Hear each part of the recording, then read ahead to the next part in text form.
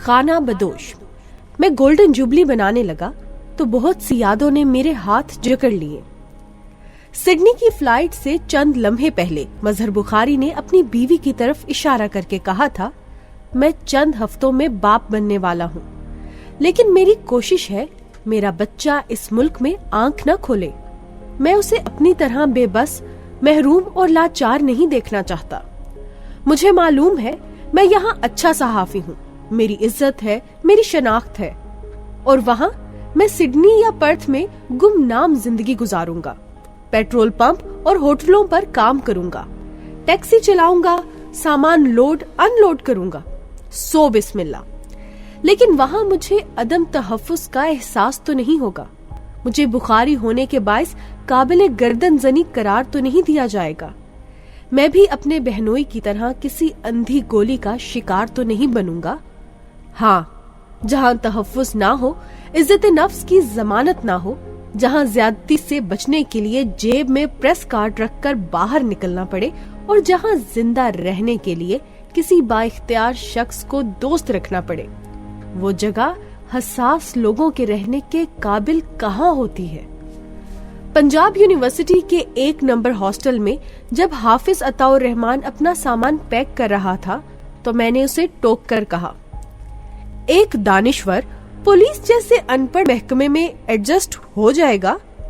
हाँ, उसने कूहलों पर हाथ जमाए और सीधा खड़ा होकर बोला, हाँ, तुमने शायद वो कहानी नहीं सुनी जब शहर में कत्लेआम हो रहा था तो बहुत से शहरी अपनी अपनी जानें बचाने के लिए जल्लादों में शामिल हो गए।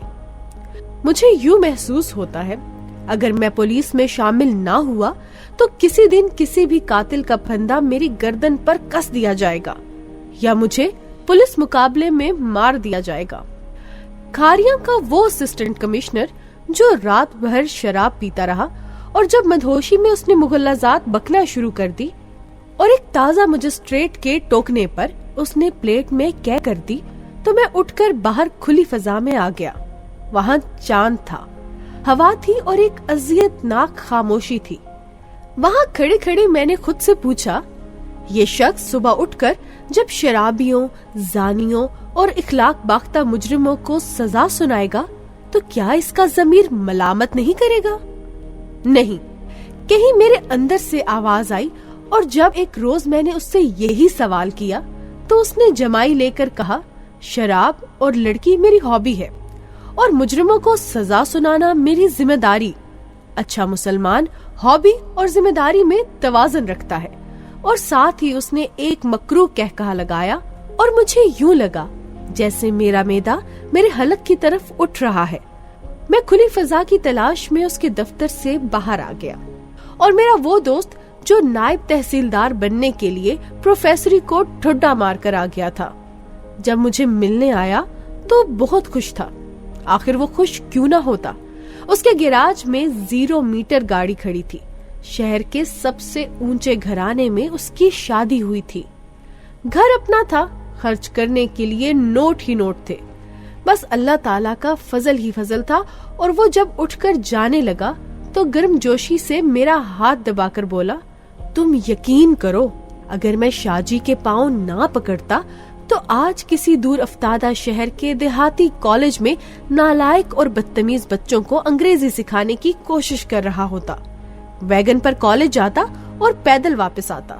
साल में 1 बार कपड़े सिलवाता और बंदरों की तरह भुने चने खाकर जिंदगी बसर करता। लेकिन अब अल्लाह ताला का बड़ा करम है और वो सियासतदान जो मुझे तन्हाई में घसीट कर ले गया और बोला, मुझे बताओ अगर मैं पार्टी बदल लूं तो क्या मुझे वजारत मिल जाएगी? मैंने हैरत से उसकी तरफ देखकर पूछा, चौधरी साहब, अल्लाह ताला ने आपको अरबों रुपए दे रखे हैं, 3 लाख लोग आपके वोटर हैं, आपकी इज्जत है, नेक नामी और शोहरत है, फिर इस हमाकत की क्या जरूरत है? तो वो मुस्कुरा कर बोला, चौधरी साहब, जो नशा इक्तदार में है वो किसी दूसरी चीज में नहीं। आप कभी वजीर बने होते तो आपको पता होता। और बीकन हाउस का वो नन्हा सा बच्चा जिसने किताबों की दुकान पर अपनी माँ का पल्लू खींचकर अंग्रेजी में पूछा, ये बूढ़ा कौन है تو माँ ने तस्वीर पर एक निगाह गलत डालकर सरगोशी में कहा, कायदे आजम। तो बच्चे ने हैरत से कहा, ये क्या होता है? माँ ने हाथ में पकड़े फैशन मैगजीन पर नजर जमाए जमाए कहा, ये पाकिस्तान का इब्राहिम लिंकन है।